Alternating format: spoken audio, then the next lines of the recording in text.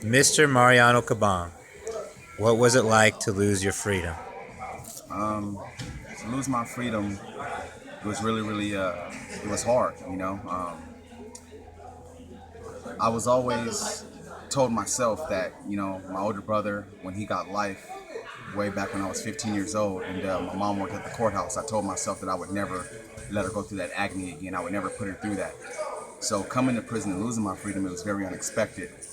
Um, it was very hard on me. It was hard on my family, especially given the circumstances and everything that it put us through and put my family through, and the strain and the stress it put on everybody.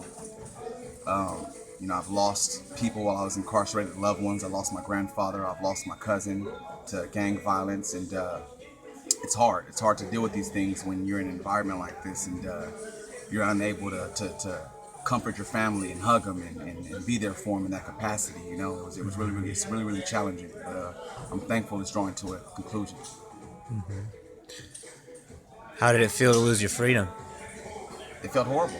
It felt horrible. I felt like everything was taken away from me. I thought I had it all figured out. Like all my worldly possessions and all the things that makes a person feel good, nice cars, money, your own home, and it just felt it was crushing. It was a devastating blow, and I guess reality didn't really set in until they actually convicted me of what they convicted me of, which is voluntary manslaughter or aiding and abetting voluntary manslaughter, and it was just a horrible feeling, man. I didn't know what to expect. I'd never been to prison before, and it was a really trying time for me and my family, and it was just very stressful in the beginning. But over time, you learn to adapt.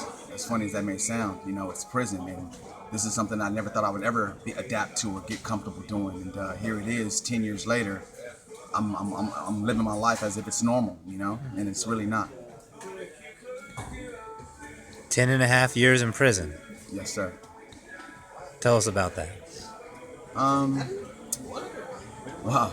When you look back on it, you don't really feel that it's been 10.5 years until you start to talk to family and see family members who are just, teenagers and they're all grown now. I feel like I missed out on a lot. I feel like, my parents are going through issues and struggles with the house and everybody's not working. I feel like I could have been more of a provider and been there to help my family out. I feel like I let a lot of people down. It's just hard, man. 10.5 years is a long time. That's it's a very long time, and it was very trying. Just learning the way prison works, learning the way things go, and learning the rules, and learning how to follow the rules. And as time went by, learning to enforce the rules and making sure that the rules are intact, because you come to realize that it's necessary. And it's crazy because prison feels like we're back in the 70s, bro. You know what it is. It feels like it's like segregation, and there's all these things that drive you crazy, And if you're not mentally strong up here, if you're not able to hold it down and stay focused on knowing that you have a date, knowing that you have loved ones out there to get back to, it'll drive you crazy, man. And, I've come to breaking points maybe a couple of times, lockdowns and things of that nature, when you sit there and you have nothing to do but think, and you think. And you start to ponder on the what ifs and what could have been and how could my life have changed, or maybe if I would have had kids, would I still be here? Maybe I would have made smarter decisions as far as my association, and the people that I brought in my circle. And, I can never get those 10.5 years back. They're gone. They're gone forever. And I look at it and it's really sad, man. But I don't let it keep me down. I don't let it, if I dwell and I soak on it, man, we wouldn't be where we are today. We wouldn't be here trying to do all these positive things, man, and help others out in the process. So, minus all the things that I lost and everything that I feel was horrible about the past 10.5 years, I don't focus on those things. I focus on the positive and everything that I've learned and what's made me a better person to this day. And those are the things that were able to keep me focused throughout the years and help others along the way, and just to really find out who I am. And because I've matured into a man right here in prison. I've come into my mid-30s right here in prison from a 23-year-old kid. I was a kid. I thought I was grown at the time, but looking back and reflecting on it, I was just a child, man. And like I say, it's 10 years that I can never get back to my family or anybody else, not even to myself. And I'm working hard to, make a better life for everybody. Can you tell us about some of the challenges you faced? Wow. Learning the rules and regulations. I didn't have anybody to grab me by my hand when you're on these higher levels of security and maximum security prisons. You're playing it by ear. You're playing it by what you see. You're watching everything. You're learning what to do, what not to do. Um, those things were challenging for me because I'm so used to being a people person. I'm so used to being there for others and lending a helping hand, no matter what race, creed, or color, or religion, and stuff like that. And I've learned here that it may be acceptable on my end, being an African American and running with the brothers in prison, but it's not. I've actually gotten somebody in trouble. I can remember back, I believe it was 2008, and I had a Hispanic friend of mine, and I think I gave him some food, or I gave him something that I know I wasn't supposed to, but he said he was cool when he was hungry, so I gave it to him. 3 days later, he's getting the shit kicked out of him for accepting something from a black, and that right there was hard for me. It was a messed up lesson, and you want to do good, and you want to be good to people, man, but prison, there's rules that apply, and following certain rules, it wasn't hard. It was hard because it goes against who I am as a person, and that was one of the lessons. Another lesson is, you mind your own business, and that's not hard for me to mind my own business. But sometimes you want to give somebody a helping hand. You may want to give somebody advice, but if it's not your business, you turn the other cheek. And I've learned that. And I guess prison is. I was such a loving guy before I came to prison, willing to help others and do so much and give my last. And coming to prison, it's kind of built calluses around certain things. You got people who take advantage of you being nice. And you learn these things as a young kid. And like I said, 23, 24, 25 years old, you're learning all these things. And it's made me a better person as far as, I recognize characters and flaws in people and as well as flaws in myself. But, just the challenges of trying to deal and adapt and change who you are and adapt into the prison version of Mariano. It's two different people. The prison version of Mariano is the person who's in here, and at times I may have to make certain calls or do certain things for the benefit of the blacks in here, And but it's not just for the benefits that I do it for the benefit of everybody, but I gotta do it for the benefit of my people and me first, And that's kind of tough, man, because it's rough. You really want to do good for everybody, man, and it's hard. It's hard at times, but I was able to overcome these things. I guess another challenge and the difficult thing was just being away from my family, bro. That was it was heartbreaking, not being there for my little sister who was only 16. And she was so innocent at the time, and she's still innocent today, but I wasn't there to be there when she gave birth to my niece. The life was created, and I wasn't even there for that, and those things hurt, man, because you can never get those memories back, man. Those are things that are gone and past, and now we got to build for new memories. But those are some of the hardest times for me, John. So was hardest missing those moments with your family? That was probably the most hardest thing ever. They buried my grandfather, not being there for the key moments, not being there when my mom was stressed out at her job and was in high blood pressure and she was passing out, and hearing these things, it makes your heart stop because you don't know what's the severity of it. You don't know. You're in prison. You don't know what's going on, and you depend on everybody to fill you in. And sometimes they don't because they don't want to give you bad news, And when you hear these things, man, it really, it's just horrible, man. It's horrible. That's the most worst feeling that I've ever experienced. It's not being there for my loved ones when I know that they needed me the most, Is there anything else that you missed? Female companionship. I miss female companionship, man. I miss being able to, just be around a female and have that comfort that a woman provides, that I miss that. I miss being able to, work and pay bills and all the stresses of that people complain about life. I really embrace those things because it makes me a better person. And I really feel like I missed out on a lot of those things, man. I really missed out on just all those things as a whole. Do you have anything in the near future that you're looking forward to? Oh, wow. That's a good question. John, yeah, man. I look forward to being a provider for the family. I'm hoping that this project that we came up with, I'm hoping that it comes to fruition. I look forward to pouring my heart out into it. I look forward to being there for my niece, who thinks Uncle Mar is at work. I'm at work right now, you guys. Uncle Mar is at work, but he's really in prison. And when I gave her the news and said Uncle Mar is getting a new job where I can see you every day, her eyes, she lit up. She was excited, and it melted my heart into pieces, And just being able to be there for everybody, and just to walk to the liquor store, walk to the store, walk to the grocery store. I don't even have to drive. I could walk and be just as happy. Freedom, you never realize how much it means to you until it's gone. And just having my freedom back and being able to be there for my family is very, very important to me, man, because in my life it becomes God, it becomes family, and then everything else falls up under that, you know. And I look forward to being there for my family, man. They're expecting me, and there's so many high expectations from me, you know. So I'm looking forward to getting back out there and being an all-star player for my family, you know. Tell us about the MCRP, the Men's Community Reintegration Program. Reentry Program. Yes, sir. So I've been gone, as you know, 10.5 years. I've never been accepted to anything that regards to getting time off or sending you home to your family early. I've never been eligible, and Why is that? because of the violence. I'm a 85 percenter. I'm violent according to the law in my case. Even though this is my first prison term, the case itself was violent and the acts that took place were violent, and that excluded me from a lot of opportunities, you know. And when I hear about guys going home early, it's like bittersweet, you know, because you happy to see them go, but you always wish it was you.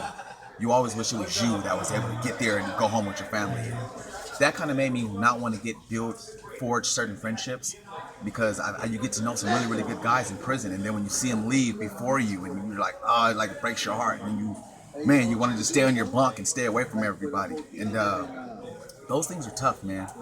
And by them saying that I was eligible for this MCRP, I was like, what is it? I didn't know what it was. And the officer rolled the video in, I checked it out, and it said that I had an opportunity to wear an ankle monitor and be with my family. And that right there was motivation. I didn't care what it was, me knowing that I'm going to be in Los Angeles and close to my family and be able to see everybody. And not only see everybody, but to work and be productive and set a good example, you know, and let them know that just because a person was convicted of 85% and that it's violent, it doesn't mean that a person can't change. It doesn't mean that a person can't better himself and better those around him. So I'm really embracing this opportunity that was granted to me last week? Last week, Wednesday, I got approved, and my mom doesn't know, my little sister knows, and my little brother knows, but no one else knows, and we're thinking about doing a big surprise thing and surprising everybody, so I'm really excited about it. It's going to give me an opportunity to slowly step my foot back into society, because the world has changed a lot, you know, and you watch it on TV, you read about movie theaters and everybody getting shot up, and there's crazy things taking place, man, and it just, man, you know, like I want to be there with my family, man, and this MCRP program is the perfect opportunity for me to do so 4 months early. How did it feel when you got approved? Bro, you know, I was walking around here crazy. I was going crazy nuts, wondering, when are you guys going to see me? Am I going to get approved? And they kept putting me off and putting me off and putting me off. And so I started to build up an anxiety, you know, like, am I going to go? Am I not? Am I going to go? Am I not? I didn't know, you know.